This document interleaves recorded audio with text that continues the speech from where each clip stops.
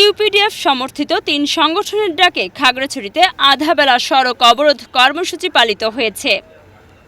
খাগড়াছড়ি প্রতিনিধি ছোটন বিশ্বাসের প্রতিবেদনে দেখুন বিস্তারিত। সকাল ৬টা থেকে দুপুর ১২টা পর্যন্ত খাগড়াছড়ি টু ঢাকা, খাগড়াছড়ি টু চট্টগ্রাম ও খাগড়াছড়ি টু সাজেক সড়কে যান চলাচল বন্ধ ছিল। অবরোধ চলাকালে দূরপাল্লার যানবাহন বন্ধ থাকায় বিপাকে পড়েন পর্যটক, যাত্রী ও চালকেরা। আমি রওনা দিয়েছি ঢাকা থেকে।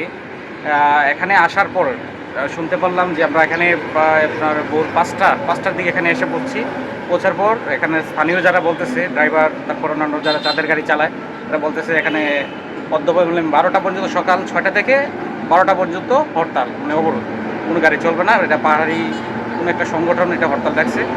তো এখানে আসার পরে এটা শোনার পর আমরা সবাই হতাশ। আমরা এত দূর থেকে আসছি, একটা আশা নিয়ে আমরা যাব, এনজয় করব, বাট এটা আসলে একটা দুঃখজনক। সবার ক্ষেত্রে, শুধু আমরা না, অনেকেই আসছে এখানে থেকে, বিভিন্ন বাংলাদেশের বিভিন্ন সাইড থেকে এখানে আসছে, সবাই আইসা তো এখানে হতাশ। তো আর এরকম মানে মন মানসিকতা ঠিক করে আসে নাই যে এই পরিস্থিতির শিকার হবে। তো আশা করছি এটা এই বিষয়ে স্থানীয় যে প্রশাসন আছে তারা এটা বিবেচনা করবে। ভাইয়া, আমরা আসছি কুমিল্লা থেকে। তো আমরা সাজেকের উদ্দেশ্যে আসছিলাম। তো আমরা খাগড়াছড়ি এখানে স্ট্যান্ডে আইসা জানতে পারছি যে এখানে সকাল ৬টা থেকে দুপুর ১২টা পর্যন্ত অবরোধ রাখা হয়েছে।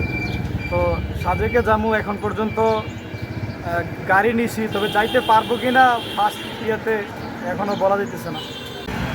আমাদের এখানে আজকে আঞ্চলিক সংগঠন একটা অবরোধ ডাকছে, অর্ধ দিবস। এই কারণে ট্যুরিস্ট আসছে, কিন্তু আমরা ওই প্রশাসনের নির্দেশ ছাড়া গাড়ি ছাড়তে পারতেছি না। কিন্তু গাড়ি ছাড়বো যে 12টার পরে, এমনি গাড়ি বুকিং টুকিং সবাই দিতেছে, 12টার পরে গাড়ি ছাড়বে। এই যদি স্বাভাবিক হয় 12টার পরে গাড়ি ছাড়বে, অবশ্যই ট্যুরিস্ট যেতে পারবে। ট্যুরিস্ট একটু কষ্ট পাইতেছে, নাইটে কষ্ট করে আসছে, এখন একটু অনেক কষ্ট পাইতেছে, এরা মানে অপেক্ষা করতেছে 12:30 পর্যন্ত। এই কারণে একটু ওনারা কষ্টই আছে। এই পরিস্থিতি যাতে আর সামনে ভবিষ্যতে না হয়, যাতে প্রশাসন একটু দেখে, তাইলে জিনিসটা ভালো হবে। কারণ অবরোধের পর দুপুরের পর থেকে ধীরে ধীরে স্বাভাবিক হতে শুরু করেছে খাগড়াছড়ির সড়ক যোগাযোগ। উল্লেখ্য, গত ৭ই সেপ্টেম্বর মানিকছড়ির তবলাপাড়ায় গ্রামবাসীর ওপর সন্ত্রাসীদের গুলিবর্ষণের ঘটনায় জড়িতদের গ্রেফতারের দাবিতে এ কর্মসূচি পালন করে ইউপিডিএফ সমর্থিত পিসিপি, হিল উইমেন্স ফেডারেশন ও নারী আত্মরক্ষা কমিটি।